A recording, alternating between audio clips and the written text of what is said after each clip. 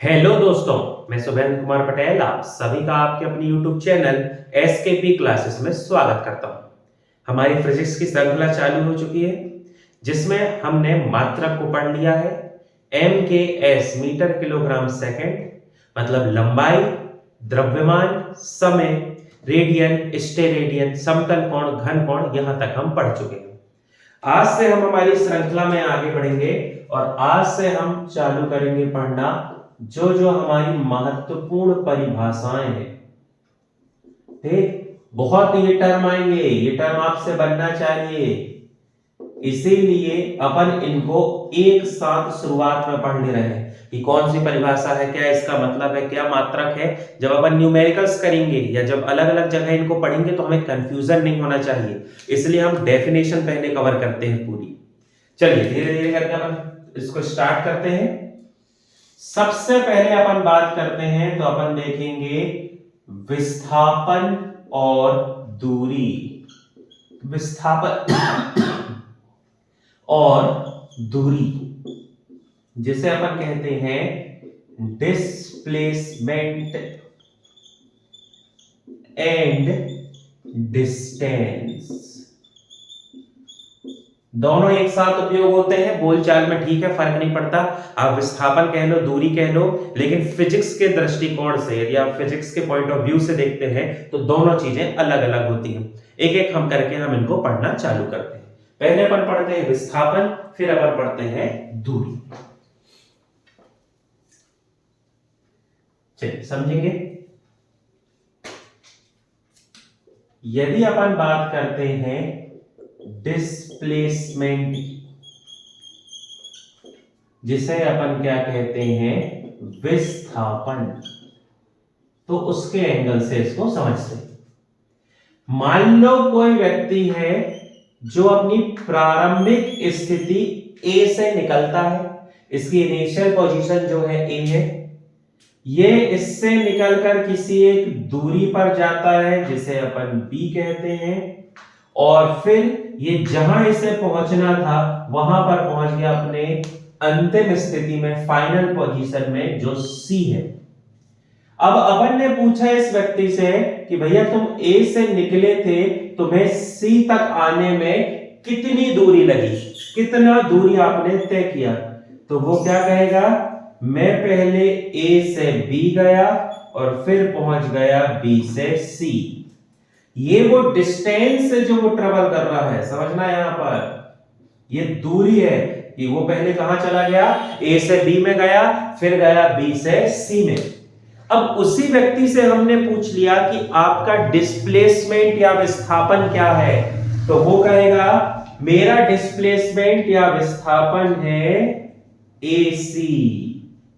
ये जो AC है ये यहां पर इस व्यक्ति के लिए कहलाएगा डिस्प्लेसमेंट, या जिसे अपन कहते हैं विस्थापन। ठीक, अंतर क्या है, ए जो है ये इस व्यक्ति के लिए क्या था, इनिशियल पॉइंट,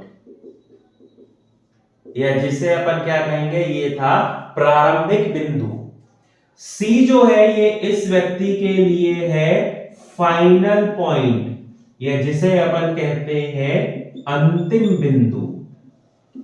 अब व्यक्ति अपने प्रारंभिक बिंदु से निकला, इनिशियल पॉइंट से निकला, घूमते घामते टहलते यहां वहां आखिरी में पहुंच गया वो अपने फाइनल पॉइंट में या अंतिम बिंदु में। अब वो जो इसके बीच वो जो भी कर रहा, जहां भी गया, जिस भी डायरेक्शन में गया, जैसे भी घूमा, वो उसके लिए डिस्टेंस है, वो उसकी दूरी है। लेकिन यदि आपसे कह दिया जाए कि वहां पर आपको डिस्प्लेसमेंट या विस्थापन बताना है, तो विस्थापन का मतलब होता है, हम क्या देखेंगे, पहले हम देखेंगे उसका इनिशियल पॉइंट जहां से उसने स्टार्ट किया, और हम देखेंगे फाइनल पॉइंट, अंतिम बिंदु, जहां पर उसने अपनी यात्रा को समाप्त किया। प्रारंभिक बिंदु और अंतिम बिंदु के बीच की जो न्यूनतम दूरी होगी, इन दोनों के बीच का जो शॉर्टेस्ट डिस्टेंस होगा, ठीक, न्यूनतम दूरी होगी, उस न्यूनतम दूरी को कहा जाता है विस्थापन। किन्हीं भी दो बिंदुओं के बीच की न्यूनतम दूरी, उसका क्या होता है? विस्थापन। विस्थापन हमेशा फिक्स है, एक ही होगा। किसी एक बिंदु से अंतिम बिंदु तक जाने का जो सबसे छोटा रास्ता है वो एक ही होगा। यदि एक के अलावा कोई और रास्ता निकल गया तो जो बाद के निकला है, जो सबसे छोटा है, वो ही रास्ता माना जाएगा। सिर्फ एक ही होगा, कभी भी एक से ज्यादा नहीं होंगे। इसीलिए डिस्प्लेसमेंट या जो विस्थापन है वो एक वेक्टर क्वांटिटी होती है, सदिश राशि होती है, क्योंकि इसकी डायरेक्शन या जो दिशा है ये निश्चित होती है। एक ही होगा जो निश्चित है, और यदि कोई चीज निश्चित है तो वो राशि होती है वेक्टर, या उसे हम कहते हैं सदिश राशि। जैसे एग्जांपल के लिए एक और पॉइंट देखो आप। मान लो कोई व्यक्ति है जो इनिशियल पॉइंट ए से निकल रहा है, ये घूमते घामते रास्ते में टहलते पहुंच गया अपने फाइनल पॉइंट अंतिम बिंदु बी में। आपसे कहा गया इस व्यक्ति की दूरी कितनी है, तो ये जो पूरा ये चला, ये इसकी क्या हो जाएगी? दूरी। लेकिन आपसे कहा जाए कि इसका डिस्प्लेसमेंट या विस्थापन क्या है? दो बिंदुओं के बीच की न्यूनतम दूरी, shortest distance between two point is known as displacement. तो हम क्या ढूंढेंगे? इन दोनों के बीच की न्यूनतम दूरी, जो कि क्या है? ये लाइन, सीधी जो लाइन है, ये इसका क्या हो जाएगा? डिस्प्लेसमेंट। किसी भी दो बिंदुओं के बीच एक ही होगा जो डिस्प्लेसमेंट या विस्थापन होगा, इसलिए विस्थापन क्या होती है? वेक्टर क्वांटिटी, या जिसे अपन कहते हैं, ये क्या होती है? सदिश राशि। ठीक, समझ है? एक ही होगा ये। चलिए इसमें आगे बढ़ते हैं अपन। ये जो डिस्प्लेसमेंट है, विस्थापन है, अब दूरी आ गया है यहां पर, और दूरी की जो एसआई यूनिट है वो क्या होती है? अपन पढ़ चुके हैं एम के एस में दूरी की एसआई यूनिट क्या होगी? मीटर। अब दूरी से फर्क नहीं पड़ता, चाहे वो बड़ी दूरी हो छोटी दूरी हो, कोई मायने नहीं रखता। दूरी का एसआई मात्रक मीटर है, मतलब यहां पर भी क्या हो जाएगा? मीटर। तो अपन कह सकते हैं डिस्प्लेसमेंट या विस्थापन की जो एसआई यूनिट है ये होती है मीटर। याद करो अपन एक और मात्रक पढ़े थे, सीजीएस। डिस्प्लेसमेंट या विस्थापन की सीजीएस यूनिट कौन सी होगी? तो ये कौन सी होती है? सेंटीमीटर, जिसे अपन रिप्रेजेंट करेंगे सीएम से। और एसआई यूनिट का मतलब क्या है? एसआई यूनिट का मतलब एम के एस को ही वर्तमान समय में क्या कहते हैं? SI unit. अब यदि अपन बात करें डिस्प्लेसमेंट की, तो इसका एक पॉइंट याद रखना, विस्थापन जो है ये धनात्मक, ठीक, मतलब पॉजिटिव, धनात्मक, ऋणात्मक मतलब नेगेटिव, और शून्य, जीरो, तीनों हो सकता है। दूरी का भी आप जीरो या ऋणात्मक नहीं कह सकते, धनात्मक ठीक है चल जाएगा, लेकिन ऋणात्मक आप कभी नहीं कहोगे कि यार मैं तो थक गया, मैं 0 किलोमीटर चला हूं। आप ऐसा नहीं कहोगे कि यार 0 किलोमीटर की दूरी तय करके आया, बहुत पेट्रोल लग गया, ऐसा नहीं कह सकते आप। दूरी कभी शून्य या ऋणात्मक हो ही नहीं सकती, जबकि विस्थापन जो है धनात्मक, ऋणात्मक और शून्य सब होता है। समझो उदाहरण के लिए कैसे। मान लो अपन ने एक कंडीशन ली कि एक पॉइंट से कोई व्यक्ति है जो एक डायरेक्शन में चल रहा है, ठीक, ये पहले गया 5 मीटर, फिर गया 10 मीटर, और आखिरी में यहां पर पहुंच गया 15 मीटर। ये इस डायरेक्शन में ये व्यक्ति जो है चल रहा है, एक फिक्स डायरेक्शन में जा रहा है, इसलिए इसका डिस्प्लेसमेंट है, या इसका ये क्या हो जाएगा? विस्थापन। अब मान लो ये व्यक्ति जो है इसी डायरेक्शन से वापस आ रहा है जहां से चलना चालू करा था, और मान लो वो यहां पर वापस आ गया इसी डायरेक्शन में, तो यहां पर अब क्या हो जाएगा? ये जो माइनस है ये माइनस क्या हो जाएगा? 5, -10, -15, और लास्ट में क्या आ जाएगा? 0। यदि वो एक ही डायरेक्शन, जैसे मान लो अपन कहते हैं कि ये 5 से 10 गया और 5 वापस आ गया, मतलब वो कितना डिस्प्लेसमेंट करा? 5 मीटर। लेकिन ये 15 मीटर गया और फिर 15 मीटर वापस आ गया, तो इसका डिस्प्लेसमेंट कितना हो गया? 0। डिस्प्लेसमेंट विस्थापन धनात्मक भी हो सकता है, ऋणात्मक भी हो सकता है और 0 भी हो सकता है, तीनों कंडीशन होती हैं। ठीक है, चलिए और एक और पॉइंट से इसको समझने की कोशिश करते हैं अपन। ठीक, इसी वाले पॉइंट को, धनात्मक ऋणात्मक 0 वाले पॉइंट को समझते हैं।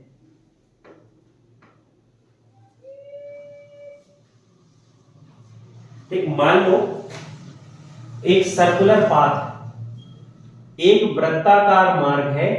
इस सर्कुलर पाथ या वृत्ताकार मार्ग पर कोई व्यक्ति घूम रहा है। ठीक, ये यहां पर कोई व्यक्ति है जो इस वृत्ताकार मार्ग में लगातार घूम रहा है। वो अपने एक प्रारंभिक बिंदु इनिशियल पॉइंट ए से चालू करता है, घूमता है और वापस ए में आ जाता है। ठीक है, ए से ही निकला वो और घूमकर वापस आ गया कहां पर? ए में। अब डिस्प्लेसमेंट या विस्थापन क्या कहता है? दो बिंदुओं के बीच की न्यूनतम दूरी। अब जब वो ए से निकलकर वापस ए में आ गया तो हमें दो बिंदु तो प्राप्त ही नहीं हुए, और जब दो बिंदु मिले ही नहीं तो कैसे बता दें कि बीच की न्यूनतम दूरी क्या होगी? तो जब दो बिंदु नहीं मिले, न्यूनतम दूरी नहीं बता पाए, मतलब उसका डिस्प्लेसमेंट या विस्थापन क्या हो जाएगा? 0। मान लो ये व्यक्ति ए से निकलता है और वापस ए में आ गया, तो इसका जो डिस्प्लेसमेंट है, विस्थापन है, वो क्या हो जाएगा? 0। चाहे वो इसमें 50 नहीं 100 राउंड मार ले, डिस्प्लेसमेंट क्या हो जाएगा? 0। लेकिन यदि हम कंपेयर करें यहां पर इसको डिस्टेंस या दूरी से, तो इसकी दूरी 0 नहीं होगी, ये घूम तो रहा है ना, तो इसका क्या हो जाएगा यहां पर? Distance 2 pi r. यही होती है वृत्त की परिधि, 2 पाई आर। तो वो घूम रहा है, जो दूरी तय कर रहा है वो 2 पाई आर है, और जो डिस्प्लेसमेंट है या विस्थापन है वो उसका क्या हो जाएगा? 0 हो जाएगा। अब इससे रिलेटेड आपसे न्यूमेरिकल्स पूछे जाते हैं, सवाल पूछे जाते हैं, तो घबराना नहीं है, है ना।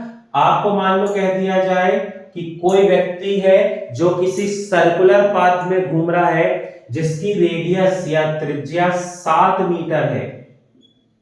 बताइए उस व्यक्ति के द्वारा चली गई दूरी क्या होगी और उसका विस्थापन क्या होगा?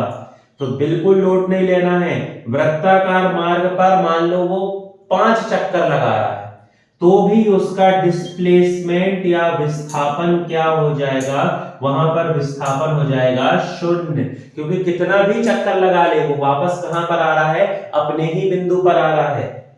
लेकिन यदि आपसे कहा जाए कि उस व्यक्ति के द्वारा चली गई दूरी क्या होगी, तो डिस्टेंस के लिए अपन क्या यूज करेंगे? 2 पाई आर। कितनी बार घूम रहा है? 5 बार, इंटू 5।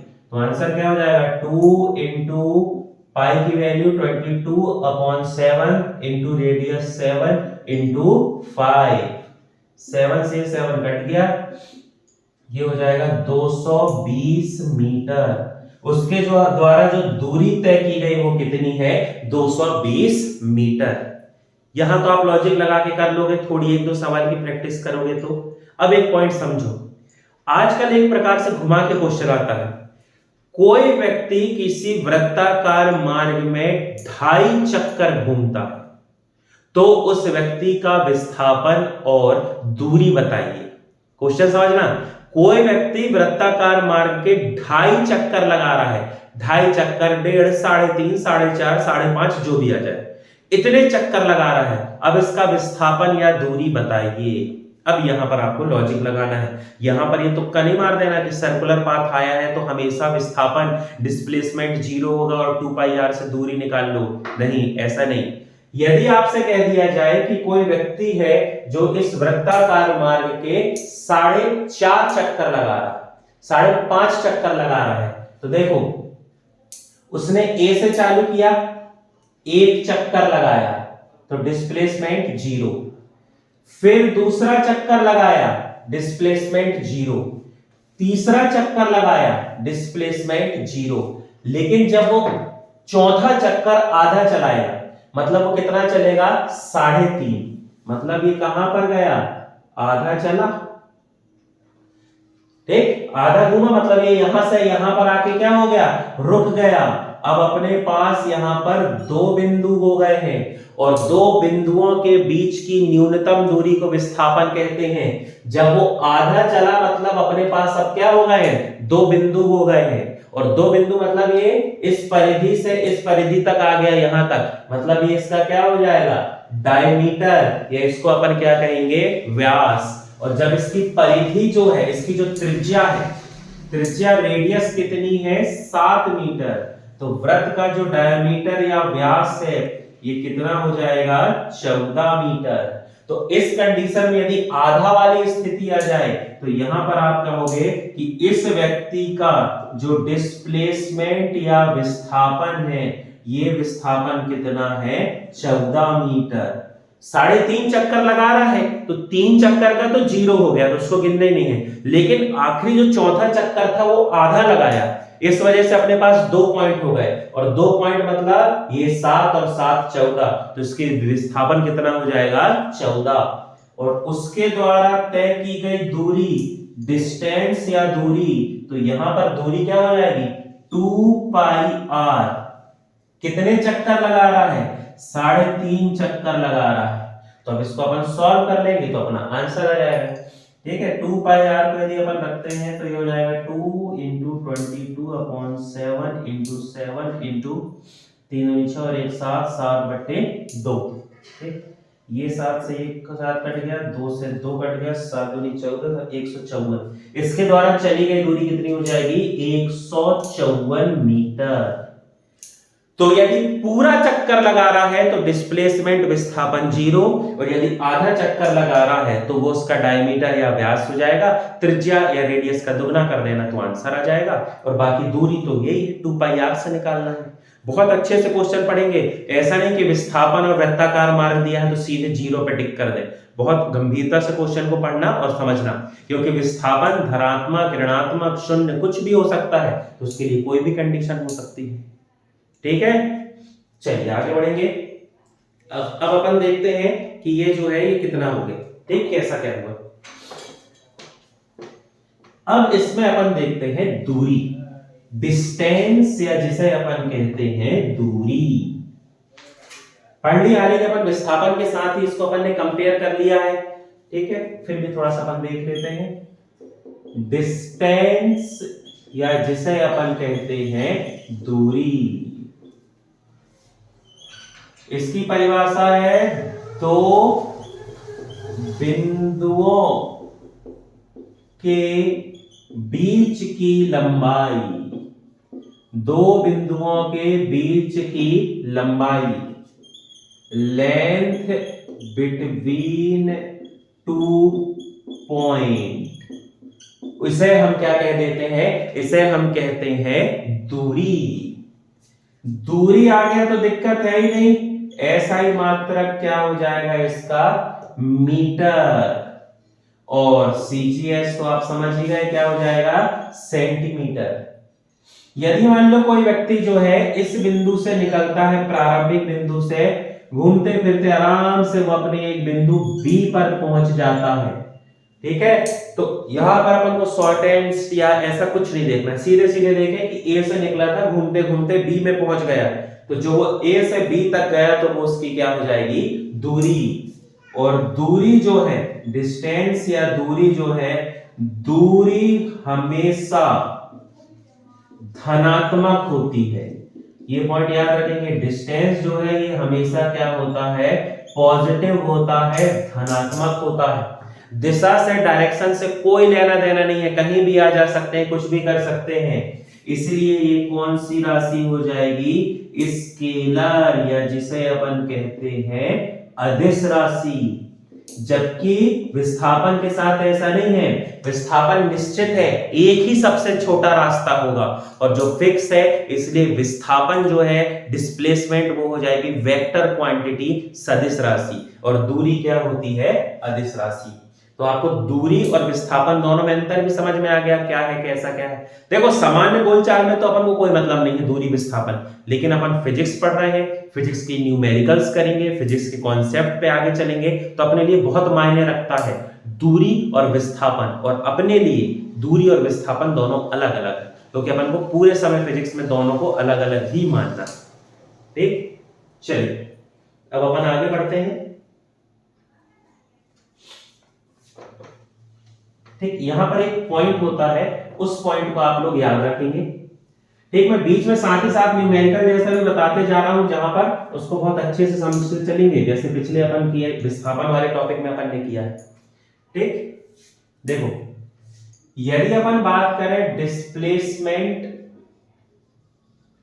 ठीक, डिस्टेंस और डिस्प्लेसमेंट के रेशियो, या जिसे अपन क्या कहेंगे, दूरी विस्थापन अनुपात या रेशियो, तो इसके साथ कंडीशन है, आप याद रखेंगे। मान लो अपन ने लिया दूरी बट्टे विस्थापन,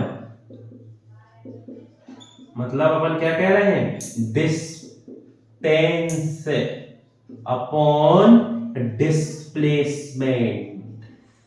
तो इस कंडीशन में याद रखेंगे हमेशा इनका जो रेशियो या जो अनुपात निकल कर आएगा वो 1 से बड़ा होगा,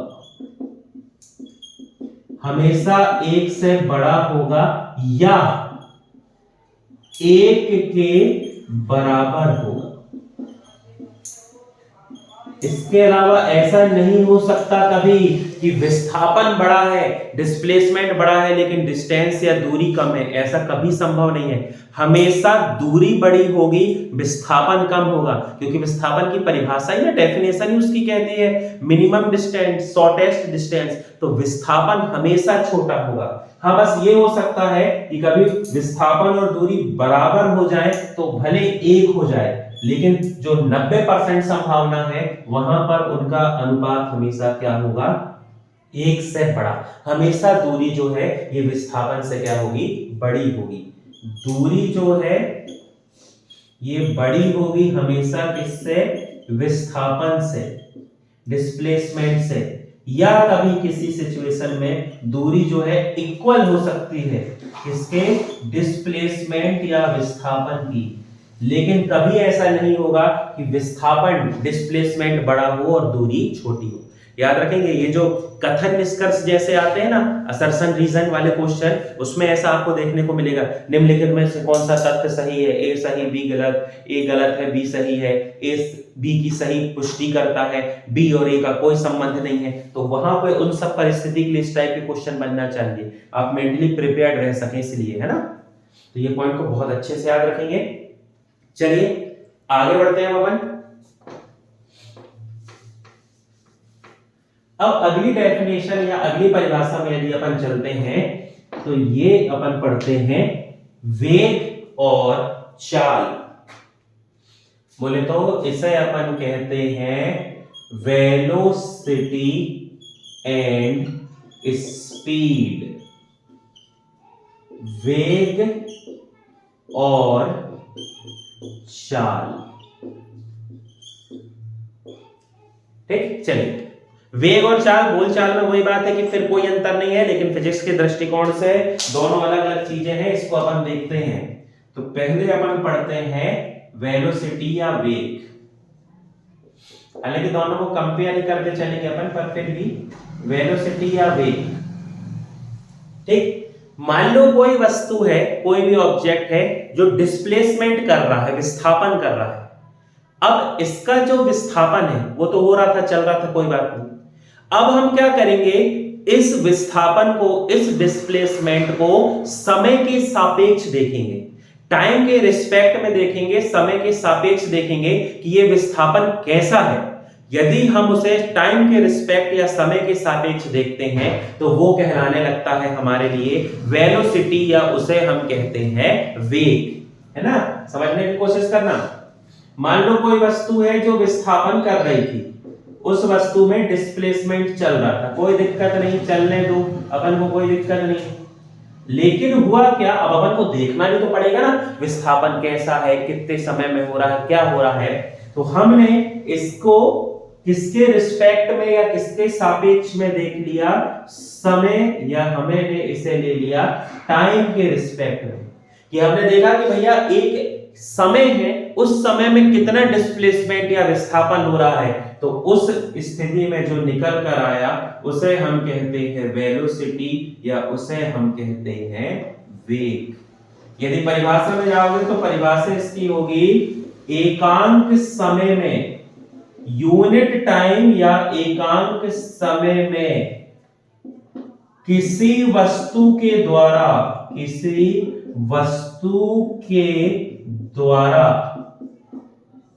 किया गया विस्थापन, किया गया डिस्प्लेसमेंट या विस्थापन, इस विस्थापन को ही कहा जाता है वेग या इसे कहते हैं वेलोसिटी। अब विस्थापन आ गया है डिस्प्लेसमेंट, तो डिस्प्लेसमेंट का मतलब क्या है, ये जो है यहां पर क्या फिक्स रहेगी, फिक्स यहां पर हो जाएगी डायरेक्शन, यहां पर निश्चित क्या हो जाएगी, तो यहां पर निश्चित हो जाएगी दिशा, क्योंकि ये क्या है विस्थापन। यदि कोई वस्तु निश्चित दिशा में एकांक समय में विस्थापन तय करती है तो वो उसका क्या कहलाता है, वेग। जैसे इसका सबसे अच्छा यदि अपन एग्जांपल देखना चाहें इसका उदाहरण, तो इसका एग्जांपल होता है प्रकाश, या जिसे अपन कहते हैं लाइट। प्रकाश का निश्चित है, प्रकाश हमेशा एक सीधी रेखा में गति करता है, प्रकाश जो है हमेशा स्ट्रेट लाइन में मोशन करता है, गति करता है। मान लो आप किसी लाइट की तरफ एक पाइप से देखते हो, खोखले पाइप से, तो आपको लाइट दिखाई देगी, आप उस पाइप को मोड़ देना 90 डिग्री मोड़कर फिर देखना, वो लाइट नहीं दिखाई देगी, क्योंकि लाइट जो है वो हमेशा स्ट्रेट लाइन में जाती है। लाइट की डायरेक्शन फिक्स है, उसकी दिशा निश्चित है कि लाइट जो है ये हमेशा कैसी गति करेगी, तो लाइट हमेशा गति करती है सीधी रेखा में, एक सीधी रेखा में गति करती है, फिक्स है, मतलब प्रकाश का क्या होगा, वेग।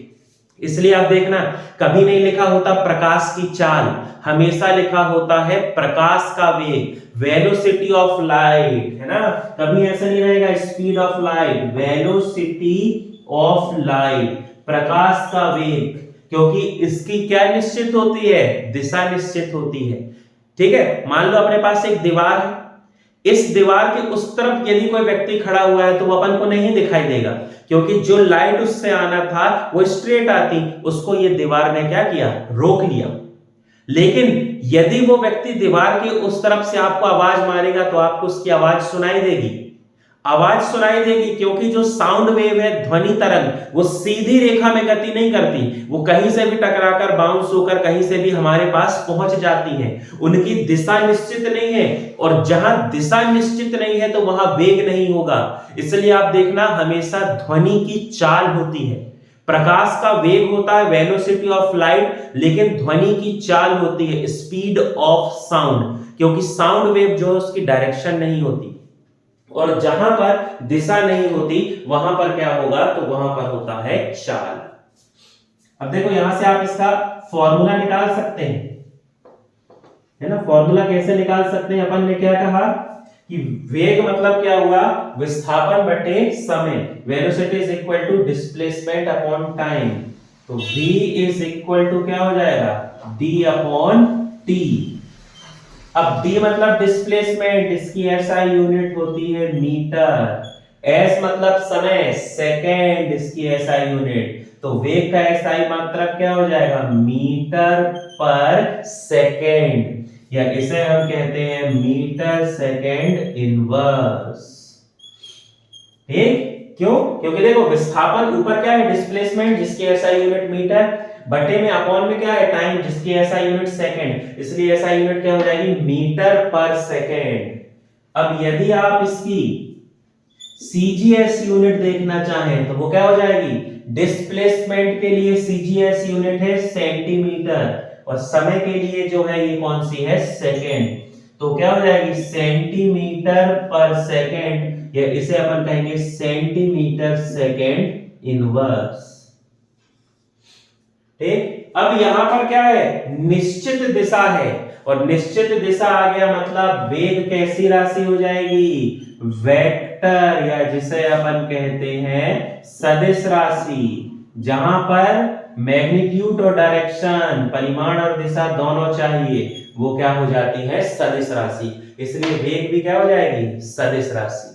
ठीक, चलिए अब इसको अपन कंपेयर कर लेते हैं थोड़ा सा स्पीड या चाल से। ठीक,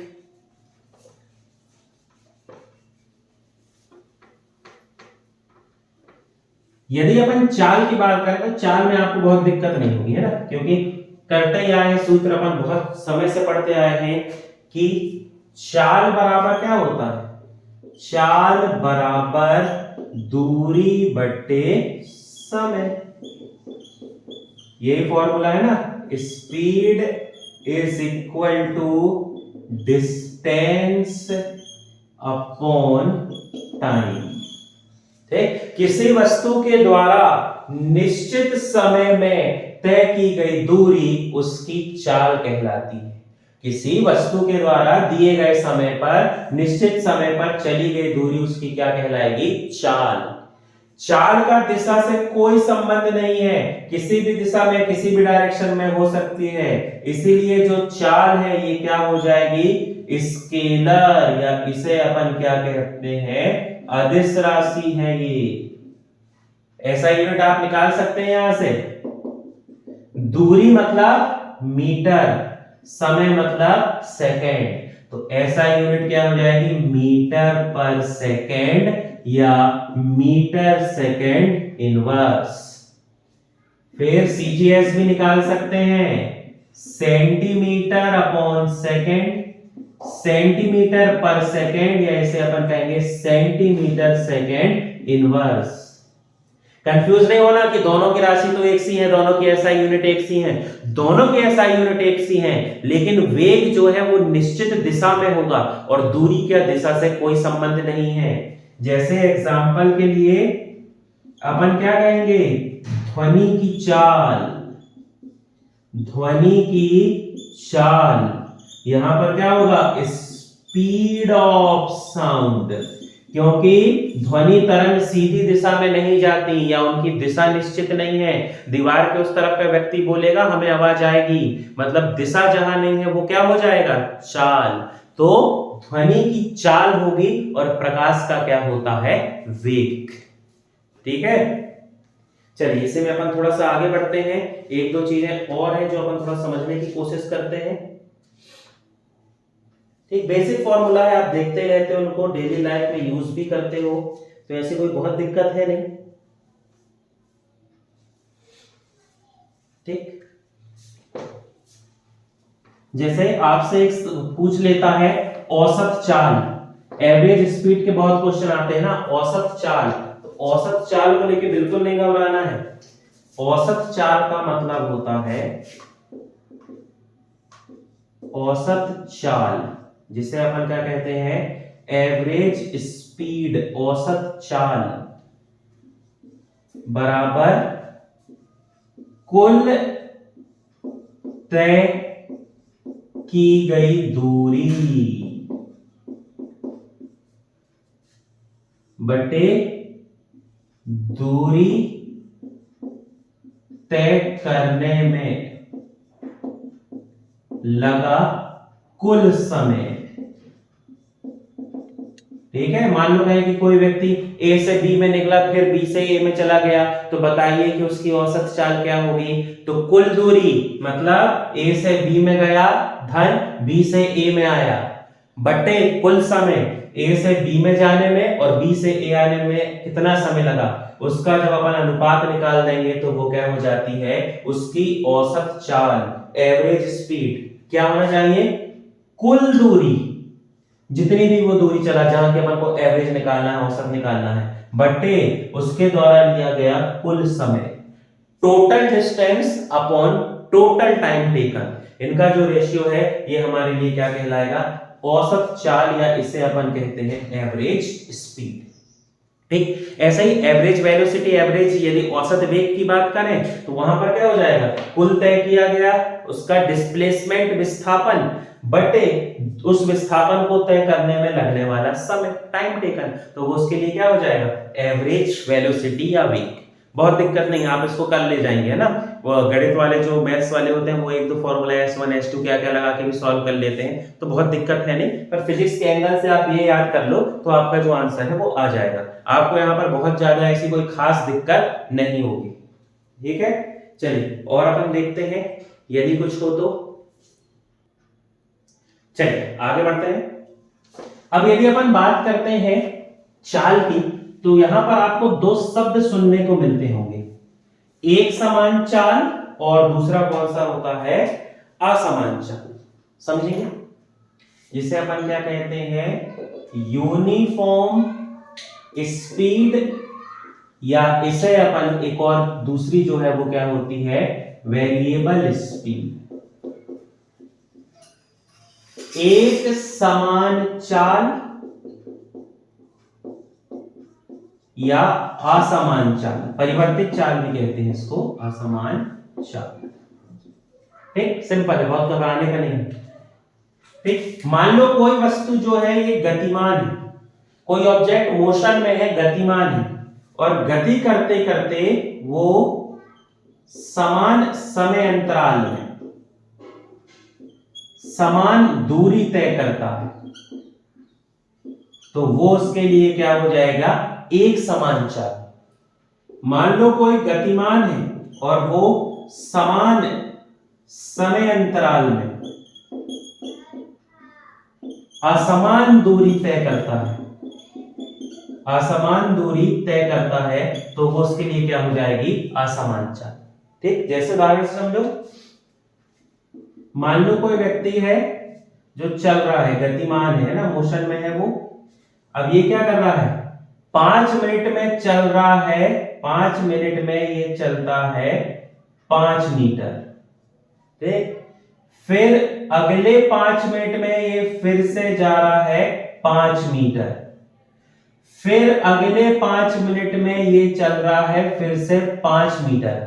मतलब समान समय अंतराल में, जो फिक्स टाइम इंटरवल है, समान समय अंतराल में समान दूरी चल रहा है कि भैया 5 मिनट में 5 मीटर ही चलेगा, 5 मिनट में 5 मीटर फिक्स है, तो वो उसके लिए क्या हो जाएगी, यूनिफॉर्म स्पीड। या इसके लिए अपन क्या कहेंगे कि ये इस व्यक्ति के लिए क्या हो जाएगी, एक समान चाल।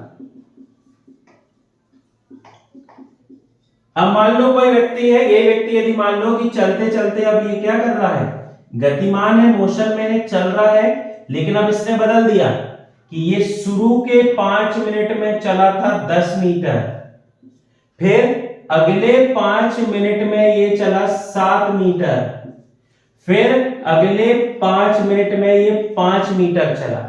अब क्या हो गया, समान समय अंतराल तो है, टाइम इंटरवल तो एक सा है, तीनों जगह 5-5 मिनट है, लेकिन इसके द्वारा जो दूरी चली गई है वो असमान है, एक सी नहीं है दूरी। तो इस स्थिति में जो होगा उसे अपन कहेंगे असमान चाल, या इसे वेरिएबल स्पीड, हिंदी में कहते हैं परिवर्तित चाल।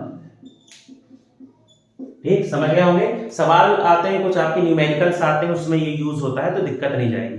समान समय में समान जा रहा है, 5 मिनट 5 मिनट 5 मिनट समान समय है, 5 मीटर 5 मीटर 5 मीटर, दूरी भी समान है, फिक्स है, तो वो क्या हो जाएगा, एक समान चाल।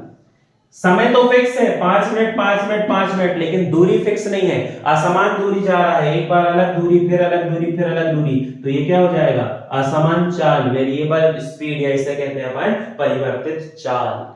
ठीक, ये कहानी हो गई किसकी, स्पीड की। स्पीड, या जिसे अपन क्या कहते हैं, चाल। यही वेग के साथ भी होगा, वेलोसिटी, पर उसकी बहुत जरूरत होती नहीं है, तो वहां पर चलते नहीं। चलिए, तो यहां पर अपन ने 4 चीजों को समझा। पहली जो थी ये क्या हो गई, तो पहले अपन ने सबसे पहले देखा डिस्प्लेसमेंट, फिर डिस्टेंस, फिर देखा वेलोसिटी, वेग, और उसके बाद अपन ने क्या देखा है, यहां पर अपन देख रहे हैं स्पीड। ये 4 चीजें हो गई। चलिए आगे बढ़ते हैं, एक और जिसे अपन कहते हैं एक्सीलरेशन, या इसे कहा जाता है त्वरण। एक्सीलरेशन, त्वरण। त्वरण का मतलब होता है वेग परिवर्तन की दर। Rate of change in velocity is known as acceleration, या उसे अपन क्या कहते हैं, त्वरण।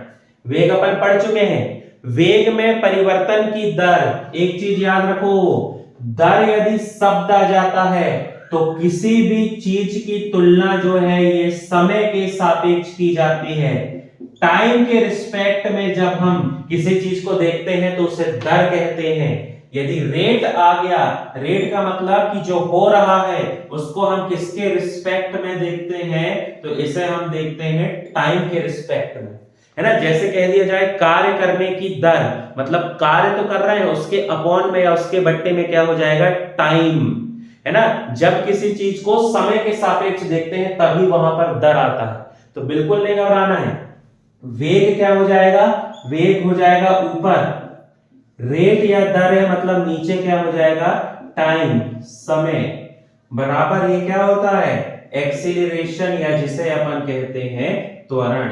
तो acceleration is equal to velocity upon time.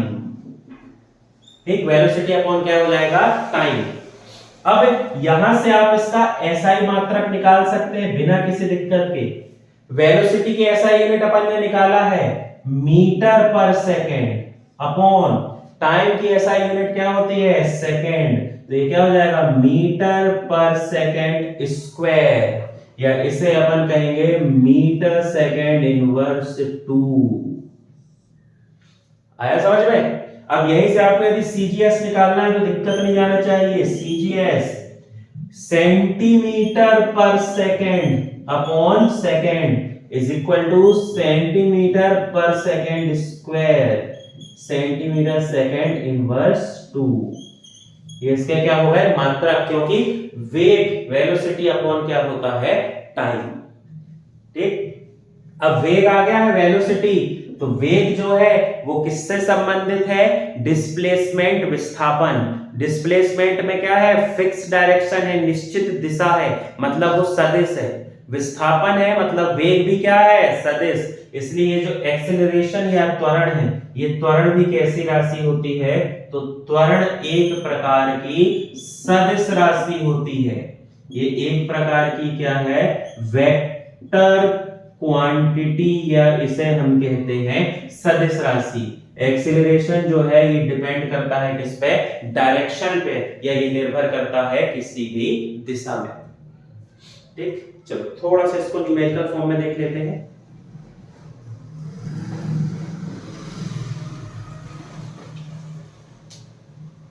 क्या कह रहा है आपसे, वेग में परिवर्तन की दर। ठीक, तो माना कि t1 समय पर, t1 समय पर किसी वस्तु का वेलोसिटी या जो वेग है ये है u। ठीक, उसी वस्तु का t2 समय पर उसी वस्तु का वेग ये क्या है, v। तो आपसे पूछा है इसका एक्सीलरेशन या त्वरण क्या होगा, तो वेग में परिवर्तन, चेंज इन वेलोसिटी। परिवर्तन का मतलब क्या होता है, यदि अंतिम को प्रारंभ से घटा दिया जाए, फाइनल को इनिशियल से घटा दिया जाए, तो वहां पर क्या निकल आता है, अंतर। तो पहला t1 समय में क्या था, u, मतलब जो u है ये इसके लिए क्या कहलाएगा, प्रारंभिक वेग। इसे अपन कहते हैं इनिशियल वेलोसिटी या प्रारंभिक वेग। ठीक, अब v जो है ये कुछ समय बाद हुआ है, t2 समय बाद हुआ है, तो ये जो v है ये क्या कहलाएगा, इसे अपन कहेंगे अंतिम वेग, या इसे अपन कहेंगे फाइनल वेलोसिटी। ठीक, तो प्रारंभिक वेग और अंतिम वेग, अंतर निकालना है, तो अंतर के लिए क्या होगा, अंतिम वेग, फाइनल वेलोसिटी माइनस प्रारंभिक वेग, इनिशियल वेलोसिटी। ये क्या निकल गया, अंतर बटे टाइम। अंतिम वेग में कौन सा समय था और प्रारंभिक वेग में कौन सा समय था, तो वो उसको अपॉन कर देंगे टाइम, इज इक्वल टू क्या होता है, एक्सीलरेशन, या जिसे अपन कहते हैं त्वरण। तो अब इसको सॉल्व करें यदि, तो एक्सेलरेशन को रिप्रेजेंट करते हैं ए से, अंतिम वेग फाइनल वेलोसिटी v माइनस प्रारंभिक वेग initial velocity u upon time क्या हो जाएगा t। तो a is equal to v minus u upon क्या होता है t। रट लो इसको, न्यूमेरिकल करते समय बहुत बार इसकी जरूरत पड़ेगी, बिल्कुल नहीं घबराना है। a is equal to v minus u upon t, वेग में परिवर्तन की दर को त्वरण कहते हैं। Rate of change in velocity is known as acceleration. कभी कभी u की जगह v1 लिखा रहेगा और v की जगह v2 लिखा रहेगा, तो भी घबराना नहीं है, a is equal to v2 minus v1 upon t हो जाएगा, बिल्कुल नहीं घबराना, आप इसको रट लो, a बराबर v minus u upon t। तो ये कहानी हो गई किसकी, एक्सेलरेशन त्वरण। 5 चीजों का अपन ने पढ़ा, विस्थापन डिस्प्लेसमेंट, दूरी डिस्टेंस, वेलोसिटी वेग, स्पीड चाल, और एक्सेलरेशन त्वरण। न्यूमेरिकल में ये बहुत उपयोग होंगे, इनकी एसआई यूनिट, इनके फॉर्मूला, ये सब आप बिल्कुल याद कर लीजिए जो जो अपन ने पढ़ा है। जैसे अपन ने न्यूमेरिकल भी देख लिया था, डिस्प्लेसमेंट और किसका, डिस्टेंस का, तो वो सब चीजें आप अपने दिमाग में रखें। यदि नोट्स बना रहे हैं तो कॉपी में लिखते चलें, धीरे धीरे अपन सब कवर कर लेंगे। अभी अपन जो है 1-2 लेक्चर अपन चलाएंगे किसके, कुछ इंपॉर्टेंट डेफिनेशंस, महत्वपूर्ण परिभाषाएं जो अपने लिए आगे चलती काम आती रहेंगी, ठीक है। तो चैनल से संबंधित जानकारी के लिए हमारे चैनल से जुड़े रहें। कोई भी समस्या, कोई समाधान, कुछ भी आप बताना चाहें कमेंट बॉक्स में लिख सकते हैं। बहुत बहुत धन्यवाद।